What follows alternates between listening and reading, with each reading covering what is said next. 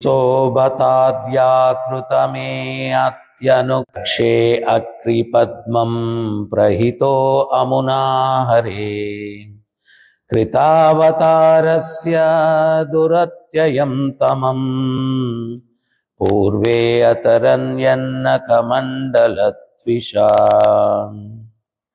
ఇప్పుడు ధరణిపై అవతరించి ఉన్నట్టి శ్రీహరి యొక్క పాదపద్మములను దర్శించుటకు పంపి కంసుడు నేడు నా ఎడ నిస్సందేహముగా పరమనుగ్రహమును చూపెను కదా. ఆ దేవదేవుని పాదనక కాంతిచే పూర్వము పలువురు మహాత్ములు దుస్తరమగు సంసారమును తరించి మోక్షమును బడసిరి.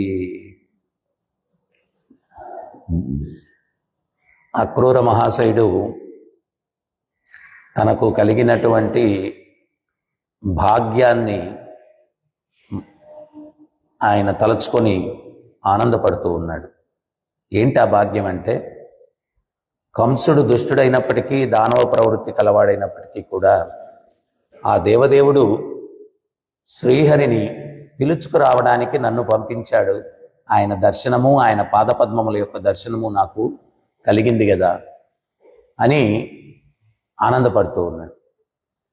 ఆయన ఇంకోటి కూడా చెప్తున్నాడు, ఆ భగవంతుని యొక్క పాదపద్మముల యొక్క నఖముల యొక్క కాంతి వలన ఎంతో మంది తరించి ఉన్నారు పూర్వము, అటువంటి భాగ్యము నాకు కలిగింది కదా ఈరోజు అని చెప్పి ఆనందపడుతూ ఉన్నాడు. శ్రీల ప్రభుపాదుల వారి దగ్గరికి ఒక శిష్యుడు వచ్చి ఆయన చెప్తారు, గంగలో ఉన్నటువంటి జలాన్ని, గంగా జలాన్ని తీసుకొని మనం ఎక్కడన్నా స్టోర్ చేస్తే, ఎక్కడన్నా నిల్వ ఉంచితే ఒక బాటిల్లో కానీ, రోజులు పెరిగే కొద్దీ మామూలు నీళ్ళైతే కుళ్ళిపోతాయి. కానీ గంగా జలం ఏంటి అంటే రోజులు పెరిగే కొద్దీ ఆ పవిత్రత యొక్క స్థాయి పెరుగుతుంది అన్నమాట, ప్యూరిటీ పెరుగుతుంది గంగా జలాన్ని. సైంటిస్టులు చాలా పరిశోధనలు చేశారు, కారణం ఏంటి వాళ్ళకు గోచరించలేదు, ఏంటి కారణం అనేది వాళ్ళకి అర్థం కాలేదు. అదే విషయాన్ని శ్రీల ప్రభుపాదుల వారి దగ్గర ప్రస్తావించినప్పుడు ప్రభుపాదుల వారు ఒక్కటే చెప్పారు సమాధానం. కారణం ఏంటి అంటే, పరమ పవిత్రమైనటువంటి ఆ భగవంతుని పాదపద్మముల నుంచి గంగ ఉద్భవించింది కాబట్టి ఆ పవిత్రత ఉంది అన్నారు. పరమ పవిత్రమైనటువంటి ఆ దేవదేవుని యొక్క పాదపద్మముల నుంచి ఆవిర్భవించింది కాబట్టి. మనందరికీ తెలుసు, ఆ త్రివిక్రమ రూపంలో బలిచక్రవర్తి దగ్గరికి వామన రూపంలో వచ్చారు స్వామి. చిన్న బ్రహ్మచారిలాగా వచ్చారు. వస్తే ఆయన దానం కావాలా అన్నారు. ఏం కావాలా దానం అన్నారు. అంటే 3 అడుగులు చాలండి అన్నారు. బలిచక్రవర్తి అమాయకంగా, ముల్లోకాలు పాలించేటువంటి నన్ను అడిగేది 3 అడుగులా అన్నాడు. ముల్లోకాలు పాలించేటువంటి నన్ను అడిగేది 3 అడుగులా అన్నాడు. ఈయన సంగతి తెలియదు. 2 అడుగులతో ముల్లోకాలు ఆవహించేశాడు. ఆయన ముల్లోకాలు ఆవహించేటప్పుడు ఆయన త్రివిక్రమ రూపంలో ఆయన యొక్క పాదాన్ని ఆకాశానికి ఎత్తినప్పుడు ఆయన బ్రొటన వేలు ఆకాశము యొక్క ఆధ్యాత్మిక ఆకాశానికి చిల్లిపడి అక్కడ ఉన్నటువంటి గంగ ఆయన పాదపద్మములు స్పృశిస్తూ భూమి మీదకి ప్రవహించింది అన్నమాట. సో ఆ దేవదేవుని యొక్క పాదపద్మములు స్పృశించి ఉద్భవించినది కాబట్టి గంగ అంత పవిత్రంగా ఉంటుంది. ఇక్కడ ప్రభుపాదుల వారు మనకు చెప్తారు, ఏమని చెప్తారు ప్రభుపాదుల వారు? ఆయన ఏమంటారంటే, మంటల్లో ఇనుముని పెడితే ఆ మంటలకు ఉండే లక్షణాలన్నీ కూడా మనకు వస్తాయి, ఆ ఇనుముకు వస్తాయి. అదే రీతిలో భగవంతునితో మనం ఎందుకు సంబంధం కలిగి ఉండాలా? సంబంధం శారీరక సంబంధమా, మానసిక సంబంధమా? ఇది కూడా అర్థం చేసుకోవాలి మనం. శారీరక సంబంధమా, మానసిక సంబంధమా? 2 ఉండాల. శరీరాన్ని ఉపయోగించి మనసుని లగ్నం చేయాలి. శరీరాన్ని ఉపయోగించి మనసును లగ్నం చేయాలి. మనసును లగ్నం చేయాలి. మనం శరీరాన్ని ఉపయోగిస్తూ మనసు ఎక్కడో ఉంటే కూడా ఉపయోగం లేదు. మనసు ఎక్కడో ఉంటే కూడా ఉపయోగం లేదు. ఒక భక్తుడు రోజు భగవద్గీత చదివేవాడు.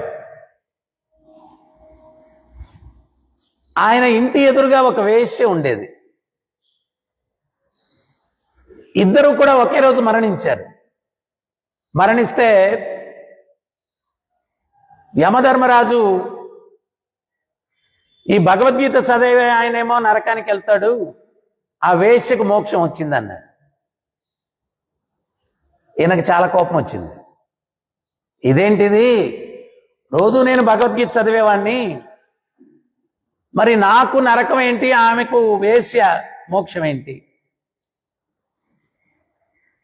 యమధర్మరాజు చెప్పాడు, అయ్యా నువ్వు భగవద్గీత చదివేవాడివి, ఆ కిటికీ పక్కన కూర్చొని భగవద్గీత చదువుతూ ఆ ఎదురింట్లో వేశ్య ఇంటికి ఎవడొస్తున్నాడు, ఎవడు పోతున్నాడు, ఎంతసేపు ఉంటున్నాడు, ఇదే ధ్యానం. నువ్వు భగవద్గీత చదివినా నీ మనసంతా కూడా ఆ వేశ్య మీద ధ్యానంలో ఉంది. కానీ ఆ వేశ్యకు ఎందుకు మోక్షం వచ్చింది అంటే, ఆమె నువ్వు భగవద్గీత పఠనం మొదలుపెట్టిన దగ్గర నుంచి ఆమె ఆలోచన అంతా ఎట్లుండేది అంటే, ఏ జన్మలో చేసుకున్న పాపమో నేను ఈ పడుపు వృత్తిలో ఇట్లాగున్నాను, ఈ వేశ్యా వృత్తిలో ఇంత నీచమైనటువంటి జన్మ ఎత్తాను అని చెప్పి వ్యక్తులతో సాంగత్యం చేస్తూ ఉన్నా కానీ ఆమె మనసంతా కూడా నీవు చదివేటువంటి పఠించేటువంటి భగవద్గీత శ్లోకాల మీద ఆమె మనసు ఉండింది. చదివిందేమో నువ్వు, ఆ శ్లోకాల మీద ధ్యానం పెట్టిందేమో ఆమె. మనస్సుతో ధ్యానం పెట్టిన దానికి ఆమెకు ఫలితం దక్కింది, చదివిన దానికి నువ్వు ఫలితం దక్కలేదు. ఎందువల్లంటే నీ మనసు శ్లోకాల మీద లేదు, ఆ వేశ్య మీద ఉంది. ఇక్కడ భక్తిలో ముఖ్యంగా మనం గమనించాల్సినటువంటి విషయం ఏంటి అంటే, ఆ భగవంతుని యొక్క పాదపద్మములు నఖములు మీద కాంతి వల్ల ఉద్ధరింపబడ్డారు కొంతమంది. ఆ కాంతి వల్ల ఎట్లా ఉద్ధరింపబడ్డారు? ఆ పాదపద్మముల మీద ధ్యానం పెట్టారు కాబట్టి ఉద్భవింపబడ్డారు.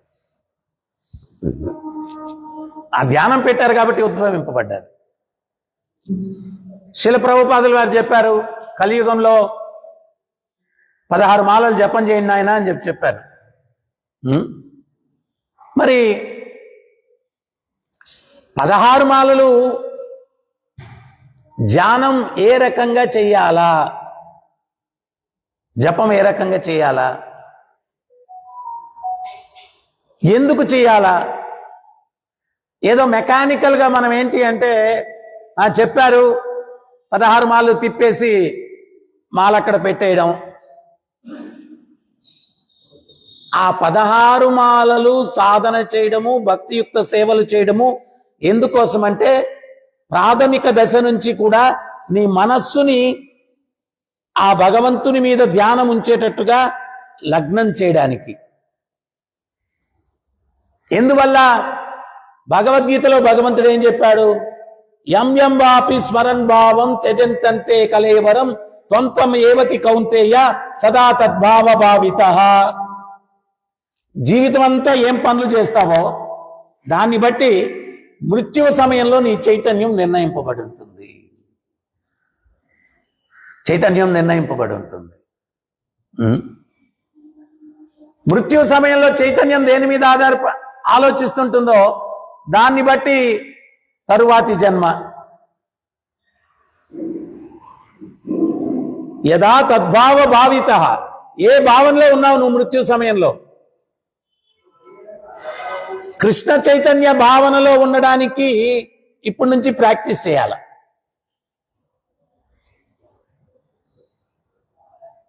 భరత మహారాజు ఆయన ఎవరు? వృషభదేవుని యొక్క కుమారుడు. వృషభదేవుడు ఎవరు? భగవంతుని యొక్క అవతారం, భగవంతుని అవతారం యొక్క కుమారుడైనటువంటి భరత మహారాజు ఆధ్యాత్మిక జీవితం యొక్క విలువ తెలిసి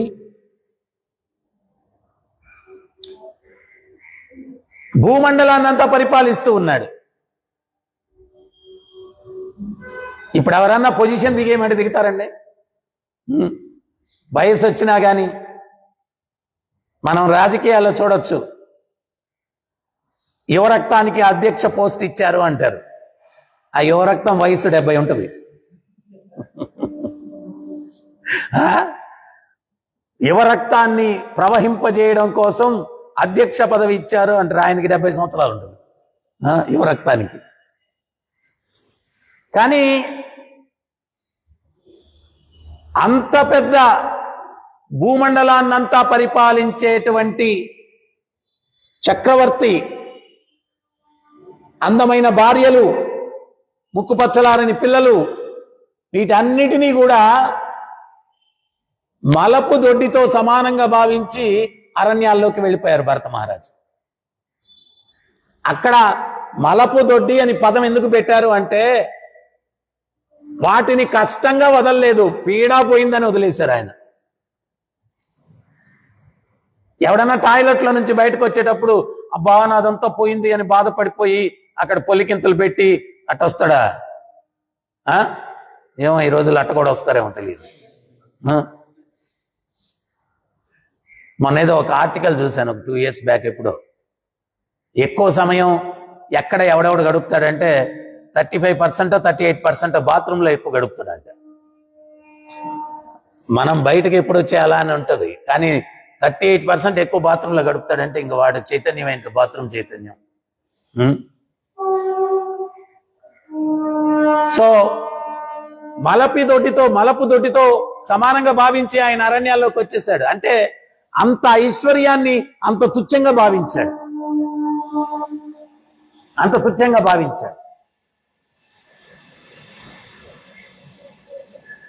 చివరికి ఒక జింక పిల్ల మీద అటాచ్మెంట్ పెట్టుకున్నాడు, లాస్ట్కి దాని మీద ధ్యానం పెట్టుకున్నాడు. మనం భక్తిలో ఉన్నప్పుడు కూడా భక్తుల సంఘంలో ఉన్న అడ్వాంటేజ్ ఏంటి అంటే మనము జపం చేస్తున్నామా లేదా తోటి భక్తులు గమనిస్తారు. వాళ్ళు గమనిస్తున్నారనన్నా జపం చేస్తాం. కానీ మా గురించి మీకు తెలియదు ప్రభుజీ, ఎవరు గమనించినా మేము చెయ్యం. ఆయనెవడు ఉద్ధరించలేడు. అసలు మనకు జపం చేయడానికి సమయం ఉందా? సమయం ప్రకారం చేస్తున్నామా? మరి చేసినా ఎట్లా చేస్తున్నాం? ఏ క్వాలిటీతో చేస్తున్నాం? ఆయన భరత మహారాజు భావన స్థితిలో ఉన్నాడంట. నెక్స్ట్ స్టెప్ ప్రేమ. ఆ ప్రేమ అనే స్థాయికి చేరుకుంటే ఇంకా అతనికి జీవన్ముక్తుడు అనమాట. ఆ భావన స్థితిలో ఉన్న, భావన అంటే చైతన్య మహాప్రభు శిక్షాష్టకంలో చెప్పారు కదా, అది భావన అంటే ఏంటి? నయనం గలదశ్రుదారయ వదనం గద్గద హృదయాగిర పులకైర్నిచితం వపూ కదా తవ నామగ్రహణే భవిష్యతి. ఇది భావన. ఆ నామం ఉచ్చరించిన తక్షణమే కళ్ళలోంచి నీళ్లు గారడం, శరీరం పులకించిపోవడం, గద్గద స్వరం అవ్వడం, ఇది భావన స్థితి. ఇంక నెక్స్ట్ వచ్చి ప్రేమ. ఆ భావన స్థితిలో ఉన్నటువంటి వ్యక్తి ఆ జింక పిల్ల మీద వ్యామోహంలో పడి దాని చైతన్యంలో దానిని మనన చేస్తూ శరీరాన్ని వదిలిపెట్టాడు.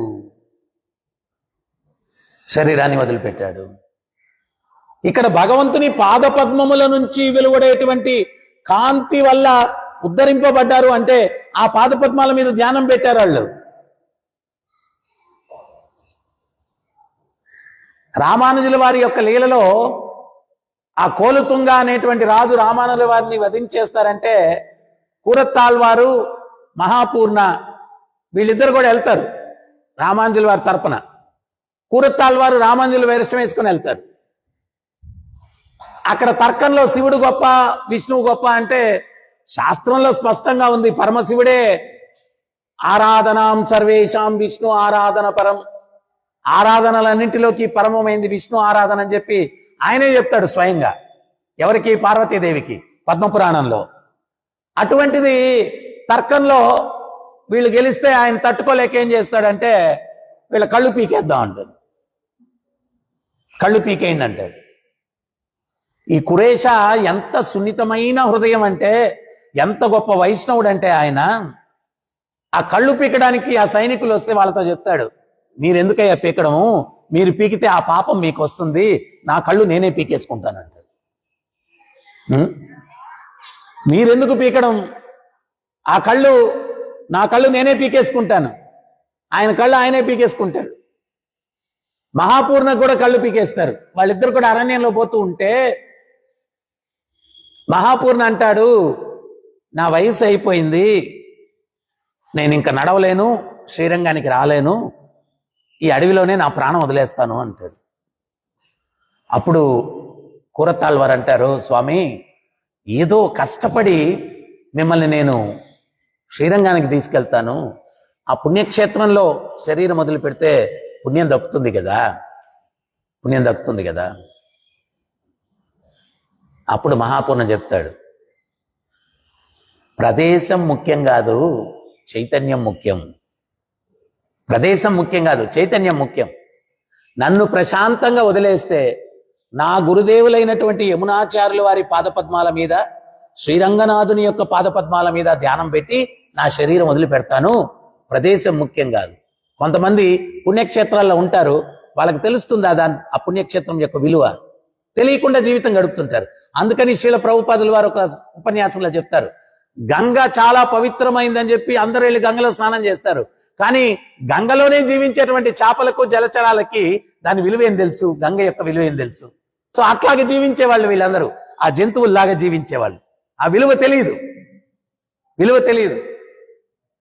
అందుకని ప్రదేశం ముఖ్యం కాదు, చైతన్యం ముఖ్యం అని చెప్పి మహాపూర్ణ చెప్పి, అక్కడ ఆయన తన గురువైనటువంటి యమునాచార్యుల వారు, ఆ దేవదేవుడైనటువంటి రంగనాథుడు, వాళ్ళ యొక్క పాదపద్మాలు ధ్యానిస్తూ శరీరాన్ని వదిలిపెట్టి మోక్షాన్ని పొందుతాడు, మోక్షాన్ని పొందుతాడు. సో మనందరం కూడా ఆధ్యాత్మిక మార్గంలోకి ఎందుకు వచ్చాము అంటే, ఆ భగవంతుణ్ణి చేరుకోవాలా, ఈ యొక్క దుఃఖాలయమైనటువంటి భౌతిక జగత్తు నుంచి శాశ్వతమైనటువంటి విముక్తిని పొందాలా అనే ఉద్దేశంతో మనం ఆధ్యాత్మిక జీవితంలోకి వచ్చాం. దాంట్లో ఏమైనా సందేహం ఉందా? లేదు కదా. మరి వచ్చిన పని ఏంటి, దానికి తగ్గట్టుగా వ్యవహరిస్తున్నామా లేదా అనేటువంటిది ఇక్కడ ముఖ్యమైన అంశం. మనందరం ఆధ్యాత్మిక జీవితంలోకి దానికోసం వచ్చాం. మరి వచ్చాం, దాన్ని సాధించడానికి ఆ దిశలో మనం ప్రయాణం చేస్తున్నామా లేదా? ప్రయాణం చేయడం అంటే ఏంటి అంటే, మన చైతన్యాన్ని ఎప్పుడూ కూడా ఆ భగవంతుని పాదపద్మాలు స్మరించేటట్టుగా దానికి శిక్షణనివ్వడం, శిక్షణనివ్వడం, దానికి శిక్షణనివ్వడం. నేను ఒకటి విన్నాను, విశ్వనాథ్ చక్రవర్తి ఠాకూర్ చాలా చక్కటి ఉపమానం ఇచ్చారు.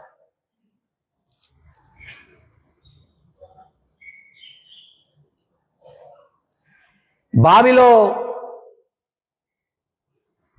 బల్లిలాగా శాపగ్రస్తుడైన రాజు ఎవరు? నృగమహారాజు. ఆ నృగమహారాజు ఎందుకు అటువంటి దుస్థితి కలిగింది అంటే, ఆయన ఒక గోవుల్ని ఒక బ్రాహ్మణుడికి దానం ఇచ్చాడు. ఆ గోవుల మందలో నుంచి ఒక గోవు తప్పించుకొని మళ్ళీ రాజుగారి దగ్గర ఉండే గోవుల మందలో కలిసిపోయింది. మళ్ళా ఆ గోవుని ఏం చేశాడంటే ఇంకొకరికి ఇచ్చారు దానం. విశ్వనాథ్ చక్రవర్తి ఠాకూర్ ఏం చెప్తాడంటే, ఆ రాజు వచ్చి జీవుడు, మొదటి బ్రాహ్మణుడు వచ్చి కృష్ణుడు, ఆ గోవు వచ్చి మనసు. మనసు మనకెవరిచ్చారు? భగవంతుడు ఇచ్చాడు. ఆ భగవంతుడు ఇచ్చినటువంటి మనసును ఏం చేయాలి? మళ్ళా ఇంకొకరికి ఇవ్వకూడదు, ఎవరిచ్చారో వాళ్ళకే ఇవ్వాల. ఈ బ్రాహ్మణుడు ఆ గోవు ఆ బ్రాహ్మణుడికే తిరిగి ఇవ్వాల. కానీ ఈయనేం చేశాడు? తెలియక పొరపాటున వేరే బ్రాహ్మణుడికి ఇచ్చాడు. ఆ వేరే బ్రాహ్మణుని విశ్వనాథ్ చక్రవర్తి ఠాకూర్ ఏం చెప్తారంటే, ఆ వేరే బ్రాహ్మణుణ్ణి మాయా అని చెప్తాడు. ఆ వేరే బ్రాహ్మణుడు మాయ, మొదటి బ్రాహ్మణుడు కృష్ణుడు. రాజు వచ్చి జీవుడు. మనం ఏం చేస్తున్నాం? ఈ కృష్ణుడు ఇచ్చినటువంటి యొక్క మనసుని మాయకు అంకితం చేస్తా ఉన్నాం. మాయకు అంకితం చేస్తూ ఉన్నాం. మాయకు అంకితం చేస్తే ఏంటి సమస్య? ఏంటి? మాయా ప్రపంచంలో ఉండేటట్టు చేస్తుంది మనల్ని. భగవద్గీతలో భగవంతుడు ఏం చెప్పారు? మాయ కూడా ఆయన శక్తే. దైవీయేషా గుణమయీ మమ మాయా దురత్యయ. ఈ త్రిగుణాలతో కూడినటువంటి మాయాశక్తి నా శక్తి. నీ శక్తితో నువ్వు దాన్ని జయించలేవు. నీ శక్తితో దాన్ని నువ్వు జయించలేవు.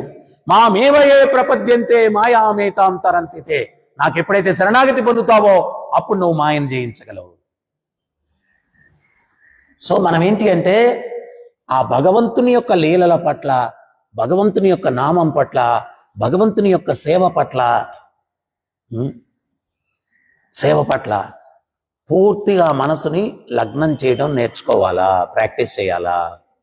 దాన్ని వాటి మీదే ఉండేటట్టుగా అలవాటు చేయాలి. ఎందువల్ల అంటే ఇంటిమేషన్ లేకుండా వచ్చేటువంటిది మృత్యువు. చెప్పి రాదు. ఎవడికి ఎప్పుడు నూకలు జల్లుతాయో తెలియదు, టక్కని చెప్పి పోతాడు. మరి పోయేటప్పుడు ఆ భగవంతుని యొక్క స్మరణలో శరీరాన్ని వదిలిపెట్టే రకంగా శిక్షణ మనం మనసుకిచ్చామా లేదా అనేటువంటిది ముఖ్యమైన అంశం. ఇప్పుడు మనం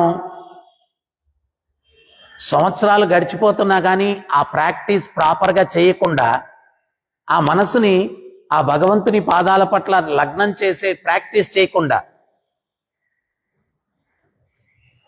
వచ్చి 15 సంవత్సరాలు అయిపోయింది, 10 సంవత్సరాలు అయిపోయింది, 20 సంవత్సరాలు అయిపోయింది. ఇన్ని సంవత్సరాలు అయినా కానీ నామం చేసేటప్పుడు మనసు అటు ఇటు వెళ్ళిపోతానే ఉంది. అట్లాగే చేస్తూ ఉన్నాం మనసుని. మరి ఇన్ని రోజులుగా ప్రాక్టీస్ చేయలేంది ఇంకా ఒక 5 సంవత్సరాలు బతుకుతామో, 10 సంవత్సరాలు బతుకుతామో, 15 సంవత్సరాలు బతుకుతామో ఈ లోపల చేయగలమా? ఎందువల్ల మనం ఎట్లా ప్రాక్టీస్ చేయాలా అనేది అవగాహన లేని దానివల్ల ఊరికే మాల తిప్పేయడమే లెక్క అనుకుంటా ఉన్నాం. మాల తిప్పేయడం లెక్క కాదు. నీ మనసుని ఆ మాల చేసే దాని మీద లగ్నం చెయ్యాలా. అది ప్రాక్టీస్ లేకుండా మనం చేసేస్తే, ఆయన ఎవరో భక్తుడు భగవద్గీత చదివాడు చూడు. భగవద్గీత ఏమో శ్లోకాలు చదువుతున్నాడు, మనసు దేని మీద ఉంది? ఎదురింట్లో ఉన్న వేశ్య మీద ఉంది. ఏమైంది? అదే అవుద్ది మనకు కూడా, అదే అవుతుంది. సో ఈ భక్తి అంటే ఏదో గుడ్డిగా చేసుకెళ్ళడం కాదు, పరిశీలనాత్మకంగా చెయ్యాలా. మనవల్ని మనం రోజు గడిచిన చివరి సమయంలో రోజులో ఎంత మాత్రం నేను ప్రాక్టీస్ చేశాను, చేసేటప్పుడు ఎంత శ్రద్ధతో చేశాను, ఎంత ధ్యానం పెట్టి చేశాను సాధన, ఇవన్నీ పరిశీలనాత్మకంగా చేయకపోతే శ్రమ ఏవయి కేవలం వేస్ట్ ఆఫ్ లేబర్. బయట ఉండేవాడు జీవితం విలువ తెలియకుండా గడిపేశాడు. విలువ తెలుసుకొని ఆ గమ్యాన్ని ఎట్లా చేరుకోవాలా అనేటువంటి సూక్ష్మమైన సత్యాలు తెలుసుకోకుండా మనము గడిపేస్తే ఆడికి మనకు ఏం వ్యత్యాసం లేదు. ఆడికి మనకు ఏం వ్యత్యాసం లేదు. సో అందువల్ల అది మనం ప్రాక్టీస్ చేసేటప్పుడు ఏంటి అంటే ఆ మనసుని ఏకాగ్రతతోటి, ఏకాగ్ర చిత్తంతో మనం శ్రద్ధగా వింటూ సాధన చేయాలా. ఇంకా మనసు అటు ఇటు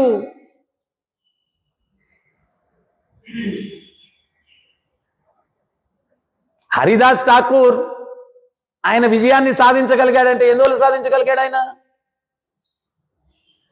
మనసు సంపూర్ణంగా లగ్నమైపోయింది. ఆయన మనసు ఆ భగవంతుని యొక్క దివ్య నామం పట్ల పూర్తిగా ఇదైపోయింది. అందువల్ల ఏంటి అంటే ఆమె అంత సౌందర్యవతి అయినటువంటి వేశ్య వచ్చి ఆయన ముందు నిలబడుకున్నా కానీ ఆయన మనసు చలించలేదు. ఎందువల్ల అంటే ఆ ఉన్నత రుచిని ఆయన ఆస్వాదిస్తున్నాడు కాబట్టి, ఆ ఉన్నత రుచిని ఆస్వాదిస్తున్నాడు. దానివల్ల ఆయన మనసు చంచలం అవలేదు.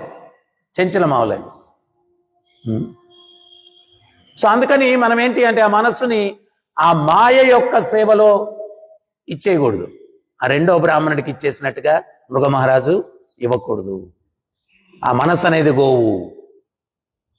మొదటి బ్రాహ్మణుడు కృష్ణుడు, రాజు జీవుడు. కృష్ణుడు మనకిచ్చాడు మనసు.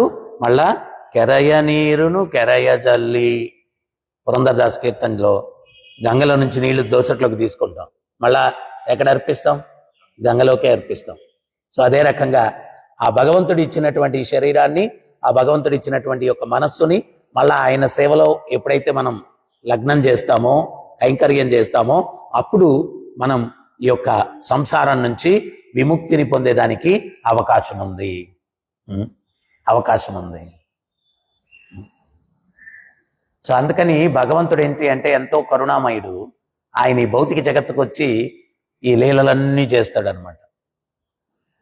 ఎందువల్ల అంటే ఆయన లీలలు చేయకుండా ఉండుంటే మనం స్మరించడానికి ఏముంటుంది? మన గోళ్ళు ఉంటాయి, మన గోళ్ళు ఉంటాయి. ఎప్పుడు చూడండి,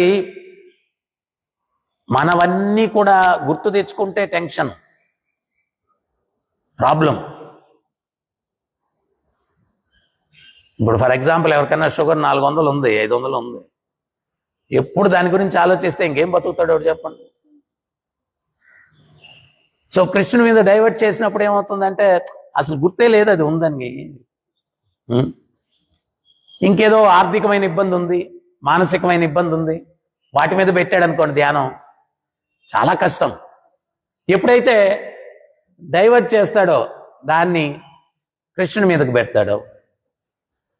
భీష్మ పితామహుడు రేపు సూర్యాస్తమం లోపల పాండవులన్నా జీవించి ఉండాలా, నేనన్నా జీవించి ఉండాలని భీకర ప్రతిజ్ఞ చేశాడు. కృష్ణుడు పరమాత్మ, ఆయనకి తెలియంది ఏముంటుంది? ఆయన వచ్చాడు. కృష్ణుడికి ప్రతిదీ ఎట్ట తెలుస్తుంది? అందరి హృదయాల్లో కూర్చొని ఉన్నాడు ఆయన పరమాత్మగా. కురుక్షేత్ర సంగ్రామంలో ధర్మరాజు ఆశ్చర్యపోయాడంట. ఏమని ఆశ్చర్యపోయాడు? వంటశాల మాత్రం కామన్ ఇద్దరికి, కౌరవులకి పాండవులకి. వాళ్ళు యుద్ధం కూడా ఎట్ట చేసేవాళ్ళు అంటే, వాళ్ళు సాయంత్రం అయితే గదలు, ఆయుధాలు అన్ని పక్కన పడేసి ఒకరి భుజాల మీద ఒకరి చేతులు వేసుకొని, ఒంటి గంట టైంలో గదతో ఇట్టగొట్టావు కదా నువ్వు, అట్ట కాకుండా ఇట్టగొట్టుంటే బాగుండేది.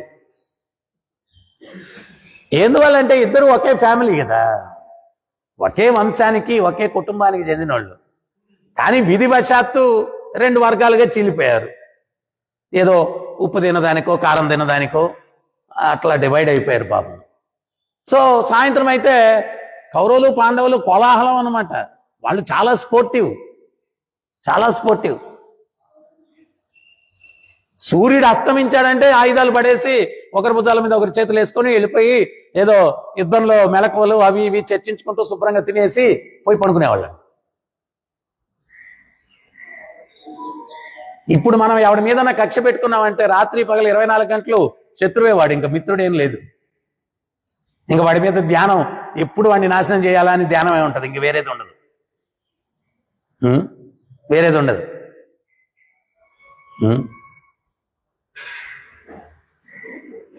సో అందువల్ల మనం ఏంటి అంటే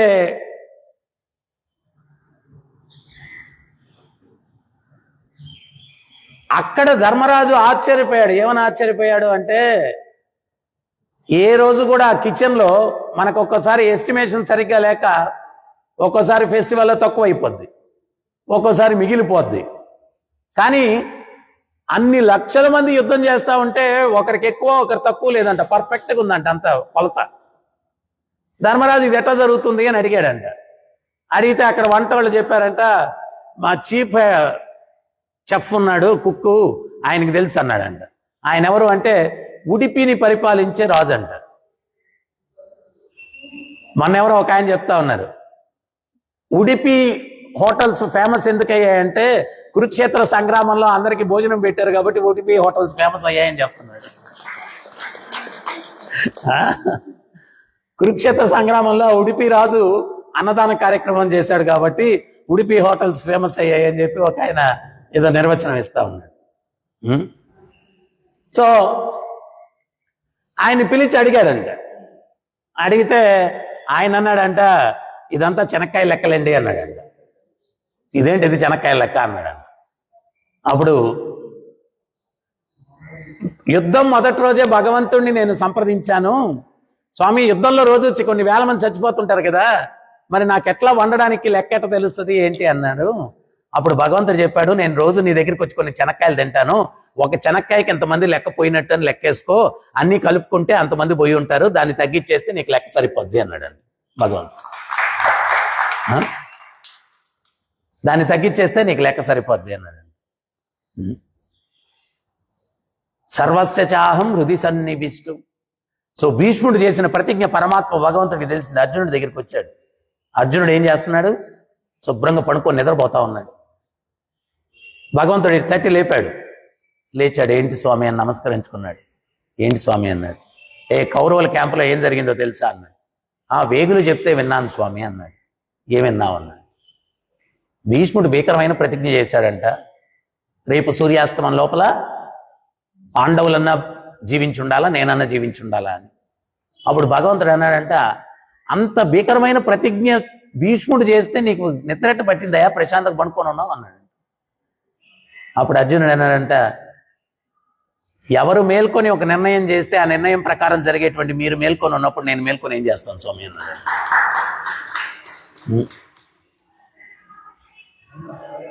ఎవరు మేల్కొని ఒక నిర్ణయం చేస్తే ఆ నిర్ణయం ప్రకారం జరిగేటువంటి మీరు మేల్కొని ఉన్నప్పుడు నేను మేల్కొని ఏం చేస్తాను, నేను మేల్కొని ఏం చేస్తాను.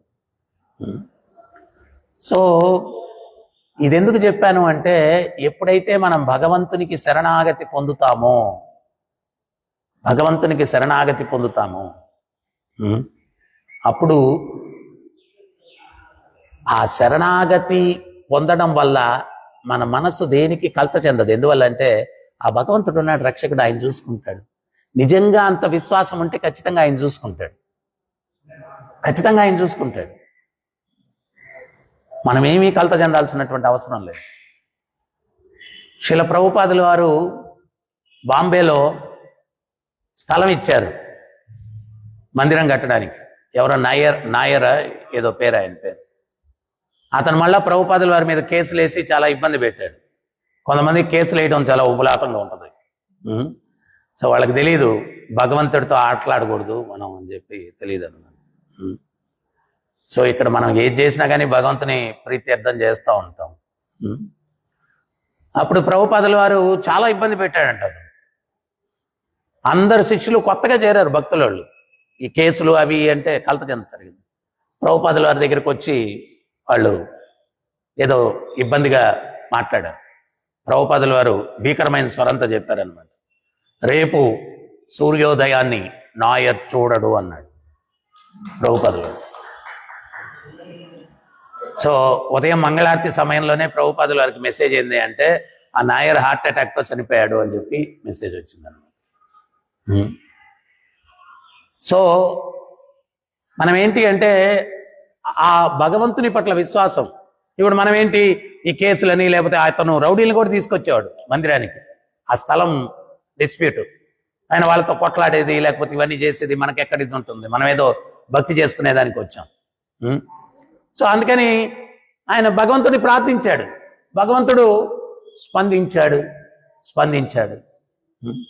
సో అందుకని మనం ఏంటి అంటే ఈ భౌతిక జగత్తులో ఈ ప్రతికూలమైనటువంటి వాతావరణం ఉంటుంది భౌతిక జగత్తులో.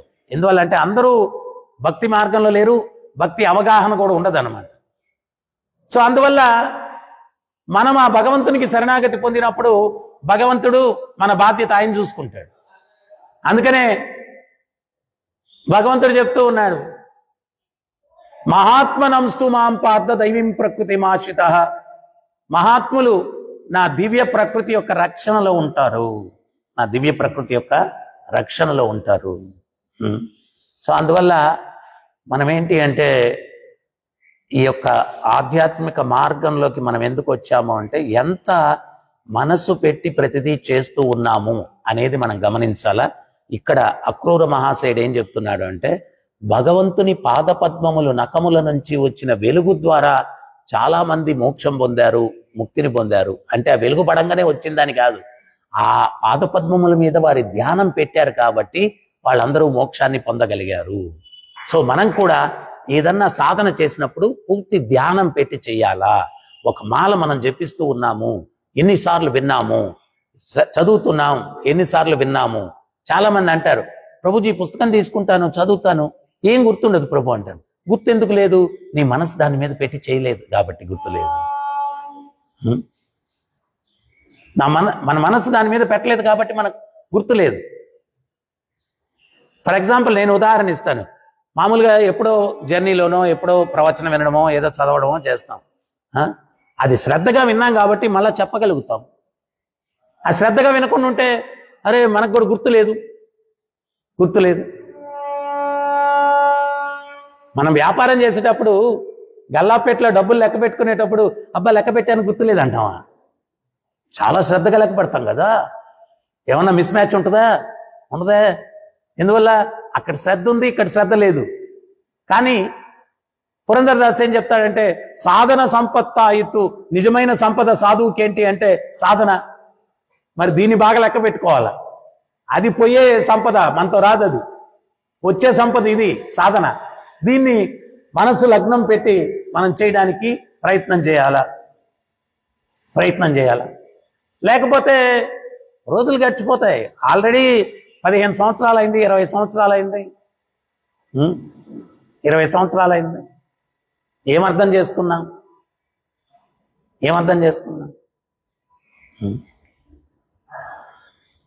సో అందువల్ల మనం ఏంటి అంటే, భక్తిలో ముఖ్యంగా అవగాహన ఒకటి, తర్వాత సాధన చేసేటప్పుడు పూర్తి ధ్యానం పెట్టి సాధన చేయడము.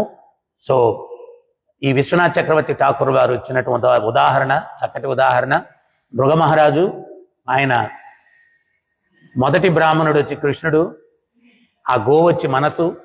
కృష్ణుడు మనకు మనస్సుని ఇస్తాడు. మళ్ళా మనం ఏం చేయాలా? ఎవరిచ్చారో గోవుని వాళ్ళకే తిరిగి ఇవ్వాలా, ఇంకొకరికి ఇవ్వకూడదు. ఆ మనసు కృష్ణుడు ఇచ్చాడు, మళ్ళీ ఆయన మీదే మనసు లగ్నం చేయాలా. అప్పుడు ఈ సంసారం నుంచి మనం ఉద్ధరింపబడతాం. కానీ మృగమహారాజు ఏం చేశాడంటే, ఆ మనసుని మాయకి ఇచ్చాడు, వేరే బ్రాహ్మణుడికి ఇచ్చాడు ఆ గోవుని. సో ఆ యొక్క వేరే బ్రాహ్మణుడిని మాయతో పోలుస్తున్నారు. సో ఇది చక్కటి ఉపమానం. మనం అర్థం చేసుకొని మన మనస్సుని ఆ కృష్ణుని మీదే లగ్నం చేసి సాధన చేయడానికి మనం ప్రయత్నం చేయాలా. హరే కృష్ణ. ఎవరికైనా ఏమైనా సందేహాలు ఉన్నాయా? డౌట్స్?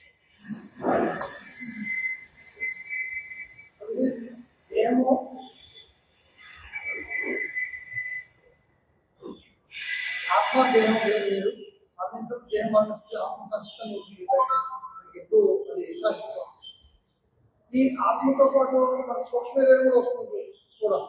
సూక్ష్మ శరీరంతో పాటు మనోబుద్ధి అహంకారం కూడా వస్తుంది. అయినప్పుడు ఆత్మలకి మనోబుద్ధి అహంకారం కూడా శాశ్వతంగా ఉండిపోతాయా? అవి వదిలేస్తాయిగా మనకు ఎలా?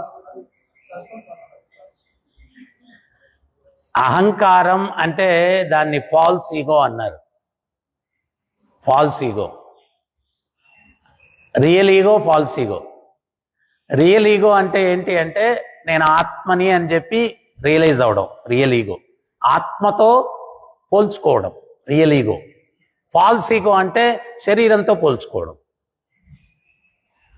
సో అహంకారం ఉంటుంది, అయితే అప్పుడు ముక్త స్థితిలో, నిజ స్థితిలో ఉంటుంది అహంకారం. ఆ నిజ స్థితి ఏంటి అంటే ఆత్మతో పోల్చుకుంటుంది. ఇప్పుడు మనం దేంతో పోల్చుకుంటున్నాం? శరీరంతో పోల్చుకుంటున్నాం. ఆ శరీరంతో పోల్చుకోవడం మానేసి ఆత్మతో పోల్చుకోవడం ఎప్పుడైతే మొదలు పెడతామో ఆ దాన్నే సెల్ఫ్ రియలైజేషన్ అన్నారు, ఆత్మ సాక్షాత్కారం అన్నారు.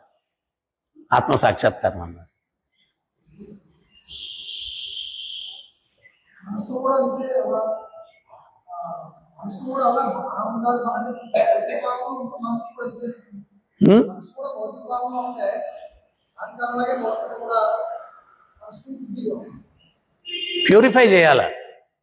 ఈ సాధన అనేది ఆ మనసును ప్యూరిఫై చేయడానికే. అది భౌతిక భావన కంటామినేషన్లో ఉన్నప్పుడు, గుణాలకు లోబడి ఉన్నప్పుడు అంతా కూడా ఆ మనసు ఏం ప్రేరణ చేస్తుందంటే, భౌతిక విషయాల పట్ల మనల్ని ప్రేరణ కల్పిస్తుంది. ఎప్పుడైతే సాధన ద్వారా మనసుని గుణాతీతమైన స్థితికి తీసుకెళ్ళినప్పుడు అప్పుడేమవుతుందంటే ఆధ్యాత్మిక ప్రేరణ కల్పిస్తుంది మనసు. సో బద్ధ స్థితిలో ఏంటి అంటే మనసు భౌతిక విషయాలు చేయి అని ప్రేరణ కల్పిస్తుంది. ముక్త స్థితిలో ఏంటి అంటే ఆధ్యాత్మిక విషయాలు చేయి అని చెప్పి ప్రేరణ కల్పిస్తుంది. అది వ్యత్యాసం. అంటే ఏం లేదు, ప్రభుపాదులు అది సింపుల్గా చెప్తారు. ఇప్పుడు రోగం వచ్చినప్పుడు జ్వరం వస్తే నాలుక రుచి పోతుంది, చేదుగా ఉంటుంది. నాలుకను మార్చట్లేదు మనం, రోగాన్ని మారుస్తున్నాం. నాలుక అదే ఉంటుంది. ఆ రోగం తగ్గిపోయినప్పుడు అదే నాలుక మళ్ళీ రుచిగా అన్నిటి ఐటమ్స్ తిన్నప్పుడు రుచిగా ఉంటుంది. సేమ్ మనసు కూడా అంతే. మనసునేం మార్చం, మనసుకుండే రోగాన్ని వదిలించుకుంటాం. ఆ రోగం ఏంటి అంటే భౌతిక రోగం. అది సాధన ద్వారా అదే మెడిసిన్. ఆ భౌతిక రోగాన్ని వదిలించుకున్నప్పుడు అప్పుడు నిజమైన రుచిని కల్పిస్తుంది. కృష్ణుడి పట్ల రుచి, కృష్ణ నామం పట్ల రుచి, కృష్ణ లీలల పట్ల రుచి, కృష్ణ సేవ పట్ల రుచి. అదనమాట. ఏ సేవ కూడా యమునా మొదట ఏం జరిగింది, రేపు పెద్ద కథ కదా. ఆ టోరీ ఇప్పుడు చెప్తే టైం ఎక్కువైపోద్ది. ఆ టోరీకి రేపు చెప్తాను.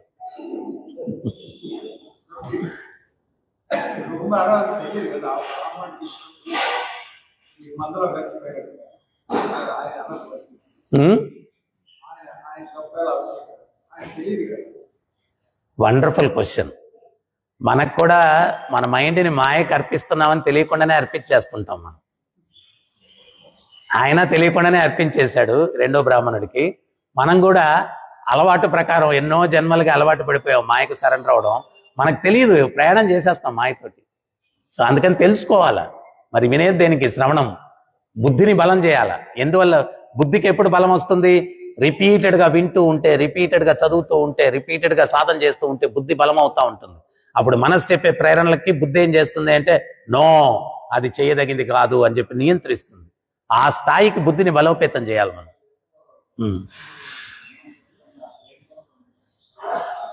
రేపు ఇంకేమన్నా డౌట్స్?